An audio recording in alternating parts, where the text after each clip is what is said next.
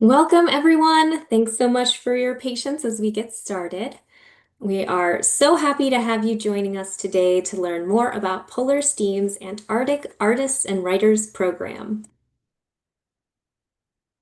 Polar STEAM is a U.S. National Science Foundation funded program based at Oregon State University.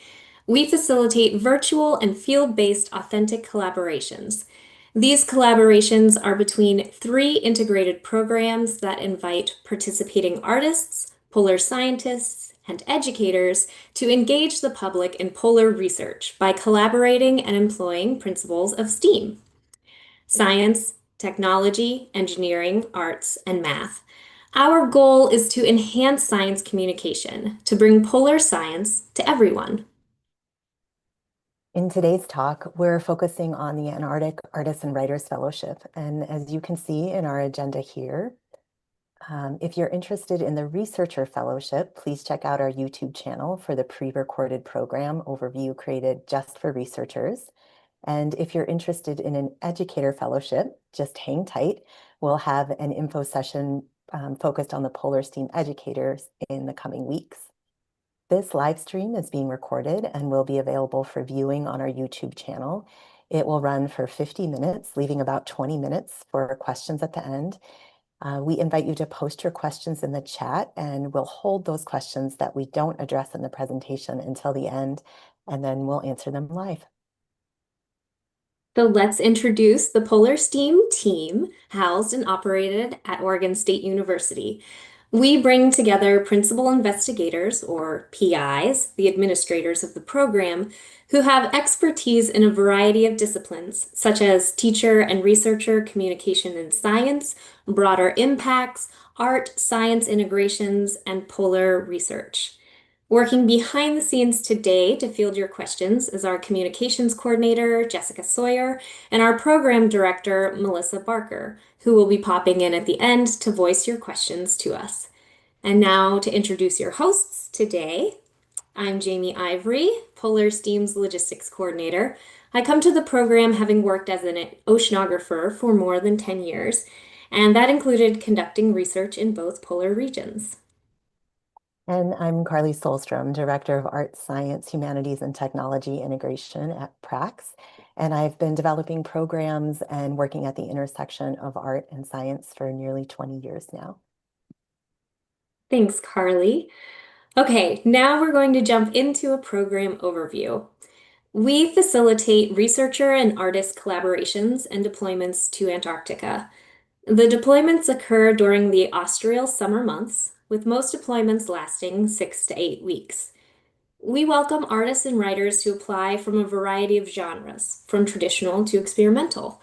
In fact, one goal of this program is to broaden the audience base for this type of engaged creative work, which means thinking in terms of mediums that have not been historically used to represent polar research, environment, or experience.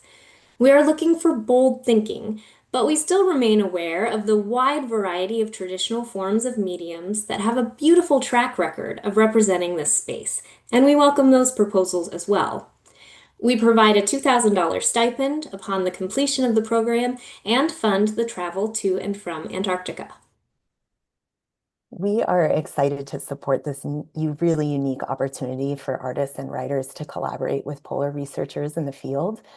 Before and after deployment, this support may take many varieties of forms depending on the experience and need. So for example, in the pre-development, this could mean talking to a fellow about what it's like working alongside a scientist in productive ways to engage researchers with their creative practice. Post-deployment, the team at PRAX might meet with fellows to think through formats for public engagement.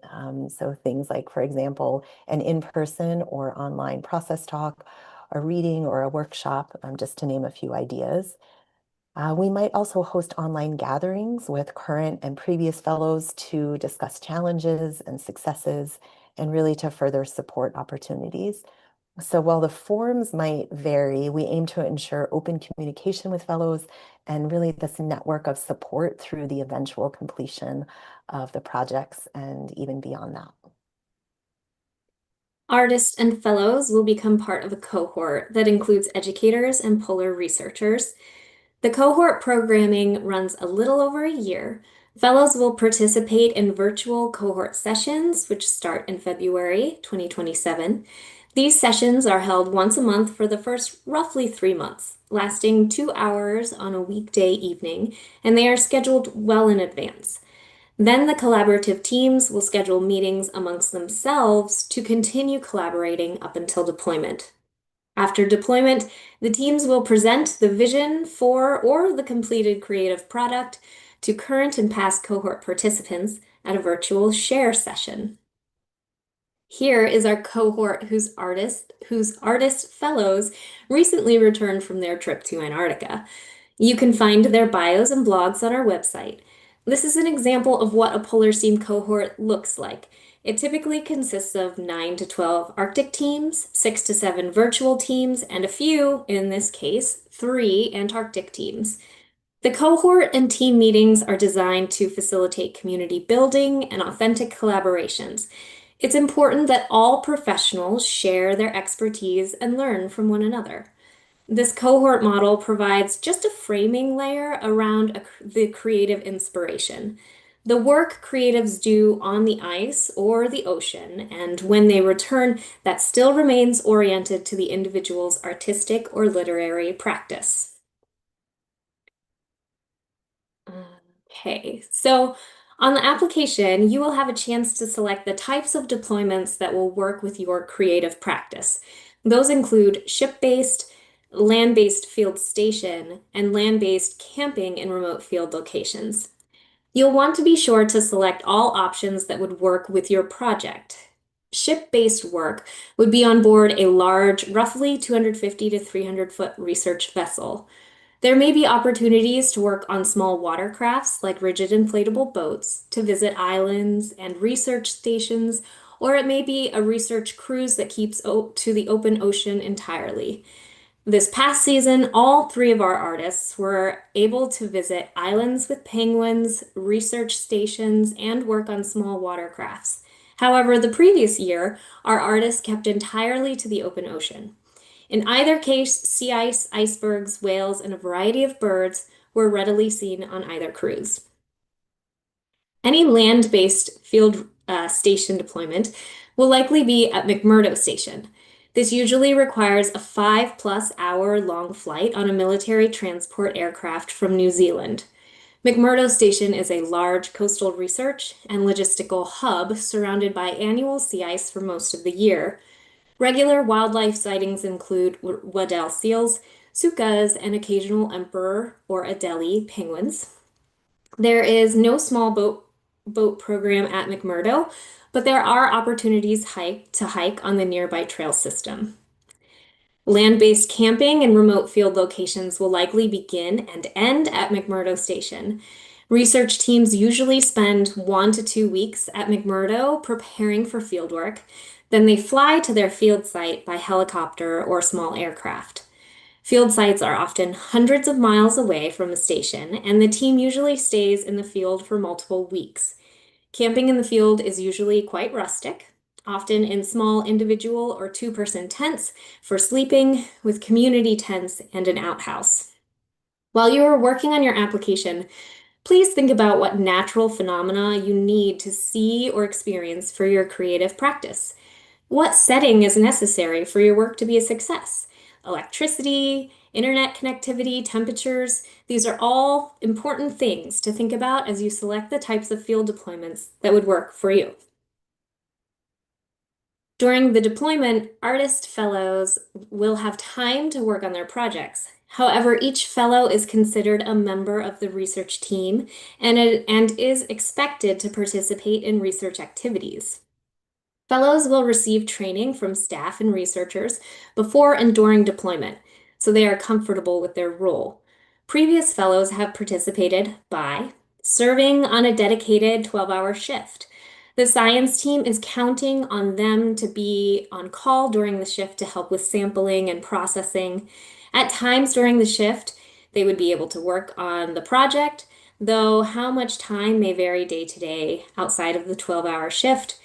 You would be free to use your time as you please.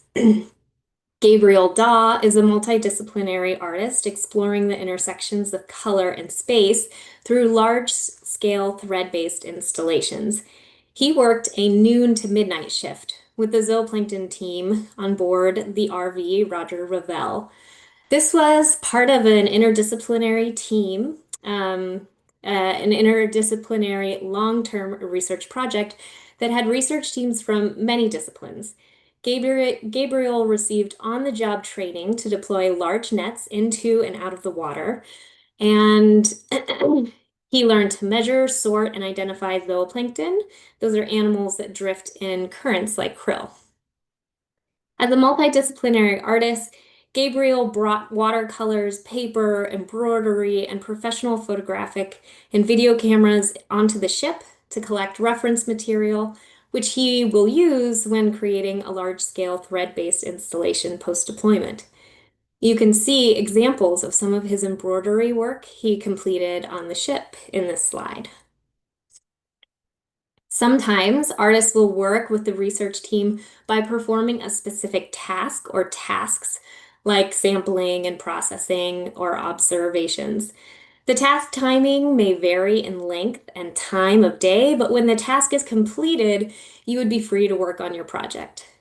Kyra Sims is a writer, French horn musician, and performing artist who had the specific task of processing a 1 meter plankton net, a net that's designed to collect small drifting animals called zooplankton. She received on-the-job training of how to identify and count the zooplankton in the net. From the scientific order of operations each day, she could anticipate when her task would be needed. Sometimes the net came up with very few zooplankton and it was quick to process, and sometimes it was thick with phytoplankton, plants, and took a long time to process. In her free time, she was able to help other research teams on board the RV Sikuliak, like those studying sea ice. She composed music, collected sounds, and practiced her French horn. We are excited to share she's already performed some of her original pieces that she created on the ship while touring in Australia. And in rarer circumstances, no shift time or specific task would be assigned, but you would be expected to assist the science team as needed with sampling, processing, and observations. The tasks may vary day to day, and the hours when you are asked to be present and available to assist might vary day to day as well. This requires open and clear communication with the science party early and often to ensure that the flexibility to work on your project in the field still enables the science work to be a success. A great example of this was Rebecca Adorno de Villa. She is an interdisciplinary artist and filmmaker. She joined a team of researchers that study a marine animal with no backbone that lives on the ocean floor called a sea squirt, and its symbiotic relationship to a microbe. This microbe has cancer-fighting components, and the team aims to learn more about its prevalence and how to culture it. She helped researchers as needed in a variety of tasks like sorting and dissecting sea squirts, labeling samples, filtering water, and some DNA work. The researchers really enjoyed her film editing insight as they processed hours of ROV footage, which is remotely operated vehicle footage. She collected sounds, videos, and sensor data. Her one proposed project has swelled to at least three, which include building music tracks, a 30-minute audio-visual art piece, and perhaps a documentary of the research as she follows the team's findings. Thanks, Jamie. Those are really helpful examples. Um, if you are selected for deployment in partnership with a research team, there will be expectations associated with the activities in the field, engagement with the research team, and public engagement about your creative practice and experience. We will work with you directly with fellows to support you in meeting those expectations.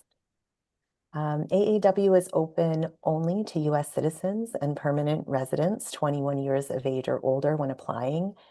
As a NSF funded program, these are the requirements and there's no flexibility. So as much as we appreciate and value international creatives and young creators, we're unable to accept applications from those that do not meet those basic eligibility criteria. And due to logistical constraints, we also cannot accept collaborative applications from two or more people, so only individual applications are accepted for review. Applications are due on July 1st this year at 11:59 p.m. Pacific time via our portal on the platform Submittable that you can access via the website. We really strongly encourage you to submit your application in advance of the deadline in case you encounter any technical difficulties, and we are unable to accept late applications. The application review period will last from the deadline through August. In September, we'll notify all applicants of their status. 10 to 15 semifinalists will be selected at that time. And then these semifinalists will be asked to provide a logistics plan that will be reviewed by the NSF. Staff will work with the semifinalists during the development of the logistics plan. After we receive the results of the NSF logistics review, a select group of semifinalists will move forward to matching meetings with Antarctic research fellows.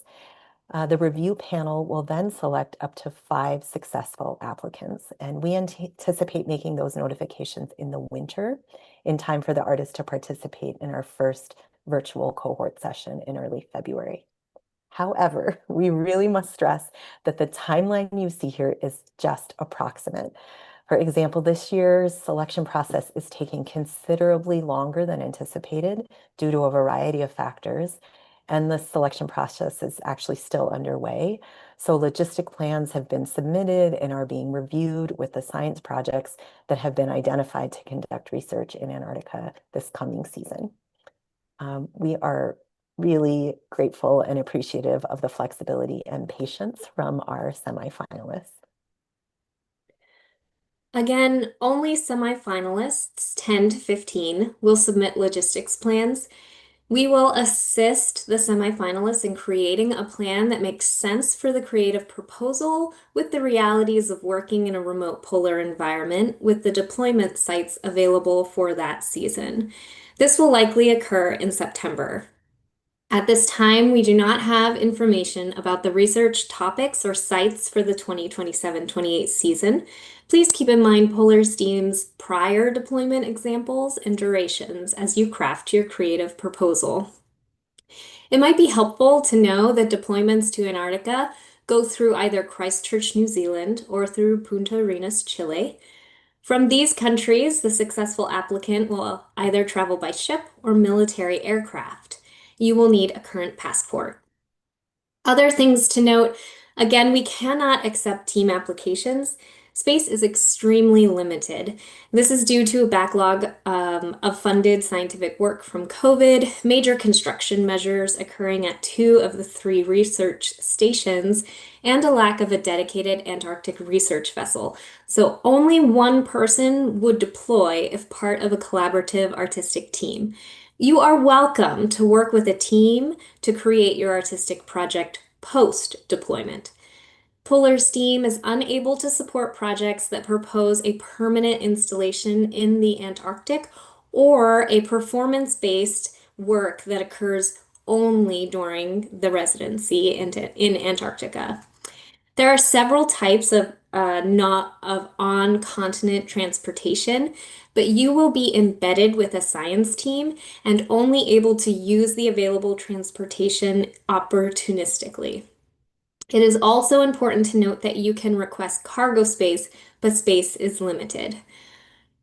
In order to participate in Antarctica fieldwork, you will be required to provide necessary medical documentation, including up-to-date vaccination records. Additionally, you will need to pass medical and dental screenings as per NSF standards. Antarctica is a harsh, very remote setting, making the medical and dental screenings quite extensive to ensure everyone's safety. Additional information about this process can be found on the usap.gov page that will be entered into the chat. Thinking about timing, these are long deployments, with all of our past artists deploying between 6 to 8 weeks. Initially, finalists will be given a window of time during the matching meetings, a window like you'll deploy end of November to mid-January.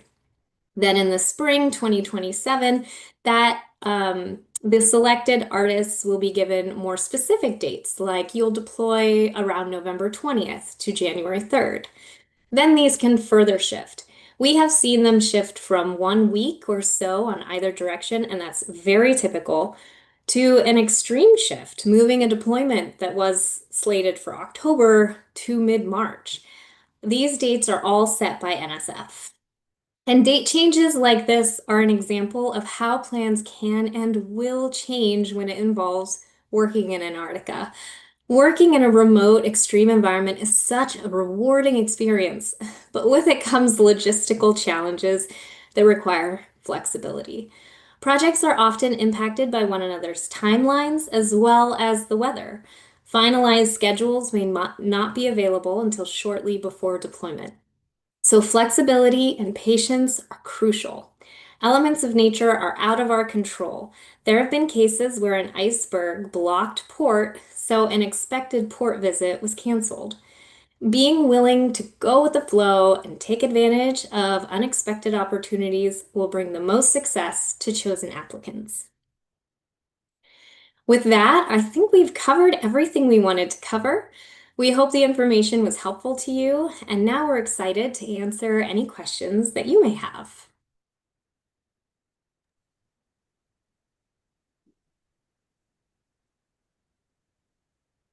All right. Thank you, Jamie and Carly. We really appreciate all of the information. And folks, please continue to post questions in the chat. Let's see. We'll start out. Um, let's see, do you need scientific knowledge or background to be an active participant? So I think we'll direct this to Jamie. Sure. No scientific knowledge or background is necessary. In fact, all of the artists that we've had in the program didn't have any going into it, and they learned everything on the job, so to say, down on site. Um, there are a variety of research tasks that can be easily trained in the field. Most of our artists this past season all learned to sort and identify zooplankton there in Antarctica. And honestly, I've found as a researcher working with artists that they can be particularly quick learners for tasks like that because they have an eye for patterns and details. Excellent. Thank you. Um, Is there a link? And we sort of answered this, but it came up a few times. So is there a link or a place that we can learn about science projects that are currently ongoing on the base? Or will that happen during the program? Right. I don't know of any link that NSF has where it's what projects are going to be done in the upcoming season. There are links if you Google around where NSF has posted like the past research that's gone on at different stations. Um, they can give you some like flavor of some of the work, but again, it changes drastically from year to year. That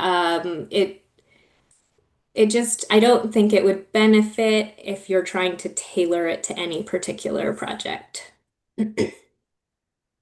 Thanks, Jamie. Can artists both work on land and sea during their time in this residency? And let's start with Carly. Yeah, and then Yeah, we can. we can start with that, and that's one of the questions in the application. So the application asks applicants to select the deployment types that would work for their project, and then also to select if they have a preferred deployment type. And so you have an opportunity there to say that you're really open to everything, or that you really need to be more specific. However, we don't have the option of doing both, and sometimes it actually, all the time, it really depends on what opportunities are available. And Jamie, I think you can speak more to that. Yeah, so there isn't a case where you would be able to work with a research team that is land-based only and then a separate research team that is sea-going only. Um, there could be a case where, for example, our artists from this past season, they were sea-based. They were working with a research team that was on a research cruise, and they had opportunities to get on land and explore, but those were sometimes opportunistic and, would fluctuate based on weather, abilities, and things like that. So there could be an opportunity of like a little bit of mixing, but not to work with two separate teams that are in two separate settings like that. Great. We have several questions about kind of what is expected at the end of the residency and what is considered a successful body of work. So Carly maybe can speak to that a little bit. Yeah, I'm happy to speak to that. And I think the main thing is that we don't know. We'll work on that with you as things develop, because what you propose, then what develops based on the research team that you're with, and then what develops based on what actually happens in the field, and then what you start working on when you get back. We really leave a lot of space for that to evolve based on your experience. And so we have a lot of years developing this kind of public programming. And so our team would meet with you a number of times to think through what this would look like for you, depending on what your artistic and creative practice is. Great, thank you. Let's see. Um, we have lots of questions rolling in, so we will see how many we can get to. How are the collaborations between the artists and the educators, or let's just talk artists. How are the collaborations between the artists and the scientists determined? So we've already talked about the fact that we don't know the scientific teams yet, and that kind of continues to evolve. But Jamie, maybe you can speak a little bit more to how some of those matches are made. Yeah, sure. The collaborative teams are determined based on the deployment logistics, the proposed creative project, and then from there we have an idea of ones that could work in those kinds of logistical situations and might really be a good match in the sense of what they proposed. Then we move those folks into what we call matching meetings, which are facilitated by the Polar STEAM staff. And that's where artists and researchers will meet one another and really get to learn about each other's work and how they might be able to collaborate together. And then we select based on all of that information put together and those matching meetings and the impressions from that. Great, thank you. And so, since we don't know the science projects, um, should applicants be focusing more on sort of adaptability and flexibility or their specific artistic idea? Kind of what advice do you have in that realm, Carly? Yeah, a little bit of both. We do want to know what your artistic practice is and to see that you have a really strong idea for what you'd like to do, even though we appreciate that that is going to change as things happen.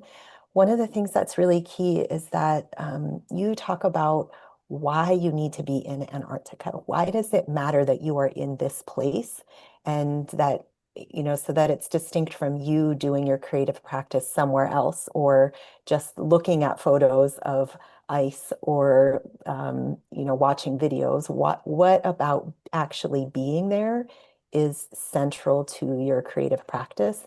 And that's something that we're really looking for. Great, thank you.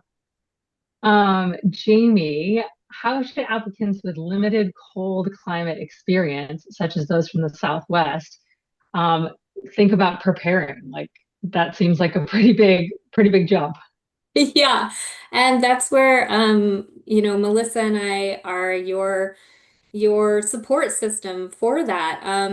Both Melissa and I have experience in polar regions. I've deployed to Antarctica myself. You do get issued extreme cold weather gear from the NSF when you are in Chile or when you are in New Zealand. And then Melissa and I really help walk you through how you can layer underneath those and keep yourself warm and thinking about any equipment that you might be bringing down. A lot of electrical items that are running on batteries. Batteries run down very quickly in cold temperatures. So thinking about how you can keep those items warmer, like packing them with hot hands and things like that, or having lots of backup, since they can have very short life times on a charge. So all of that is something that Polar Steam really helps and assists, and we have one-on-one meetings to make sure that someone that's going to a cold environment for the first time can feel like they can envision what that would be like. And I mean, even just the research itself, that's also a very different environment for many people, and we walk them through what that looks like. Great, thank you. I'm going to take part of this one and then I'm going to pass it to you, Jamie. Someone's asking if they can apply as an educator and an artist and writer. And the answer is yes. But I will say that with the educator, you need to have a consistent audience. So you need to, even if you're an informal educator, you need to demonstrate that you have a consistent audience that you're working with. And oh, actually, I guess I answered the whole question. So I would yeah, add that they're separate applications. yes, So you would have to apply to both applications. yes, thank you. And the programs are a little bit different in that an artist proposes a project that they are going to do during their time, their residency, whereas an educator is, they're both embedded in the teams, but an educator doesn't propose a separate project up front, and they are creating curriculum on the back end. Let's see, let's go to you talked a little bit about McMurdo Station location-wise. You talked about McMurdo, you talked about ships. Someone wanted to know if the Emerson Scott South Pole Station would be an option, or, is it just mostly ships in McMurdo? Is there anywhere else? Yeah, that's a great question. Locations change year to year, at this time we have not had the opportunity to place an artist at the South Pole Station. That may change in the future, but can't say at this time. Right. Carly, this one's for you. Can you apply with a project that is slightly different than your portfolio? So this person's giving an example of like a poet that applies to write a novel, or a watercolor painter that is applying to do a acrylic project. Yeah, you're welcome to do that. If you have any examples that are moving in that new direction that you could include as one of the examples that you upload, that would be, I think, instructive for the review team, or to talk about why that move and why that move with this program. So you're welcome to do that. I think just to give the review team as much context for that choice would be helpful. Great. And are there certain kinds of art or writing projects that are more likely to be accepted than others? We're really open, and that's one of the things that's exciting about this program. So we're very open to all forms and also to hybrid forms or interdisciplinary forms within the arts and writing. We are especially interested in experimental forms as well. And so that doesn't have to be experimental art, but it could be ways that the work that you are doing is pushing the boundaries of your practice, or of what's established as a medium in your practice or as the artistic norm. And so we invite you to be as creative as you'd like to be. And this might be a really good place if you are thinking about sort of edging your practice in a new and more experimental direction, this could be a great program for that. Thank you.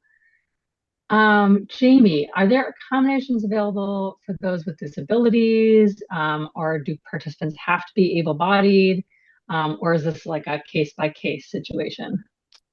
Yes, I would say case by case. Accommodations are possible, but will vary depending on the deployment. Um, The work will be in an incredibly harsh climate that is quite remote. All participants must pass physical qualifications to deploy, and those physical requirements are determined by NSF, and they'll vary based on the type of deployment someone is going to join. There is place on the application to list accommodation needs, and we'll work hard to determine if those needs can be met. Great. Bouncing back to you, Carly. If you're applying primarily as a writer, is it expected for you to have a publishing deal going into the project? Absolutely not. We encourage you to come with an experimental mindset. So to have a project in mind, to have your practice, and then to let things shift based on your experience. And so there's no need to have a publishing deal or even to know exactly what your plan is for publication. We would be happy to think through that with you.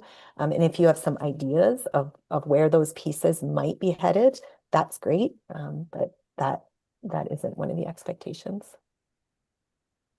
Great. I think we talked about this a little bit, but maybe you can, Carly, help us understand a little bit more about during the application process. Um, what are you submitting in terms of your work? What does that look like? Yeah, we're asking that you submit 2 to 5 samples. And so images, writing samples, if it's a longer piece, an excerpt from a longer piece, video, audio, or anything that's really appropriate to your practice. And the idea is that we'd like those to demonstrate the conceptual foundations of your work. And we give you an opportunity for each sample to give a detailed description of the context of your work so that you can help reviewers kind of orient to what it is that you're uploading. If you look at the submittable site, it's quite accommodating for a lot of different kinds of files, and so we find that it's pretty easy to work with for uploading examples. Great. Should artists have another one probably for, well, for either of you, but should artists have a clear project distribution plan? Um, is that going to be more compelling that they already have a clear plan, path of what they're going to do with the project to encourage engagement in polar science? Yeah, so I was just saying that we recognize that this changes and that we'll work with you, but one of the goals of this program is really to increase the breadth of public awareness and engagement with Antarctica. And so we really would like to see a very clear plan about how you would share your work with your audience, and especially with an audience that doesn't have prior exposure to storytelling about polar regions. So I encourage you to do some thinking and to spend some time on your response to that question. Thanks. Jamie, folks are wondering how competitive this application is. What information can you share about that? Yes, I would say it is a competitive application. We get a number of artists submitting each year, and one of the reasons why it's so competitive is it's very hard to get to Antarctica. And so this is one of the only ways to do that. And we have so few spots every year available to us. We had 3 artists last year, one the year prior. We're expecting maybe 4 this coming season. So it's a small number of folks that we can select. Thank you. And, I'd say 3 to 400 every year. So it's a big application pool of folks that are applying. Carly, another one for you. If you are a multidisciplinary artist, should you submit various works in your application or stick to one medium, your primary medium? I think it depends on what you're proposing that you'd like to do for the program. And so I encourage you to select works that speak to your application as much as you can.